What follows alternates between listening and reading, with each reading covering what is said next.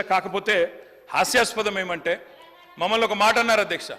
ఏమన్నారు ముఖ్యమంత్రి గారు? ఏమన్నారు అధ్యక్ష? కేసీఆర్ గారు అనవసరంగా పంచాయతీ పెట్టుకున్నారు, ముఖ్యమంత్రిగా కేంద్ర ప్రభుత్వంతో పంచాయతీ పెట్టి కెలికి పంచాయతీలు పెట్టుకొని అనవసర బేసిజానికి వేయండి కాబట్టే 10 ఏళ్లలో ఏం కాలేదు, నేను అందుకే సఖ్యతతో ఉంటా అన్నారు. ఏమన్నారు అధ్యక్ష వారు? ఇక్కడ హైదరాబాద్లో ఒక మీటింగ్లో మోడీ గారు వస్తే ఏమని చెప్పినారు? మాది కేంద్ర ప్రభుత్వంతో ఇప్పటి నుంచి బంధాలు, అనుబంధాలు, సత్సంబంధాలు ఉంటాయి. మోడీ గారు పెద్దన్న లాంటి వారు, బడే బాయ్, నేను చోటే బాయ్ అన్నారు అధ్యక్ష. అన్నాదమ్ముల అనుబంధం మంచి అద్భుతమైన సినిమా పండించిన వేదిక మీద ముఖ్యమంత్రి గారు. మరి ఏమైంది అధ్యక్ష? ఈరోజు ఏం జరిగింది అధ్యక్ష? తన దాకా వస్తే కానీ ఇవాళ శ్రీధర్ బాబు గారు మాట్లాడుతున్నారు సవతి తల్లి ప్రేమ, కక్ష, వివక్ష. మరి మేమేం చెప్పినాం అధ్యక్ష? మేం చెప్పింది కూడా గదే ఇన్ని రోజులు. ఇప్పుడు మీ దాకా వస్తే మీకు తత్వం అర్థమైంది, వాళ్ళు ఎట్లా వ్యవహరిస్తారో.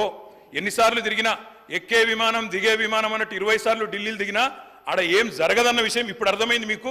ఇప్పటికైనా వాళ్ళ తత్వం బోధపడ్డందుకు చాలా సంతోషం అధ్యక్ష. కాకపోతే మాకు మీలాగా కొన్ని అలవాట్లు లేవు. మేము ప్రయత్నం చేసినాం, చాలా పనులు కూడా సాధించినాం. ఏమేం సాధించినామో కూడా మీకు చెప్తాను. కానీ ఇతరులు సాధించింది మా ఖాతాలో వేసుకునే అలవాటు మాకు లేదు.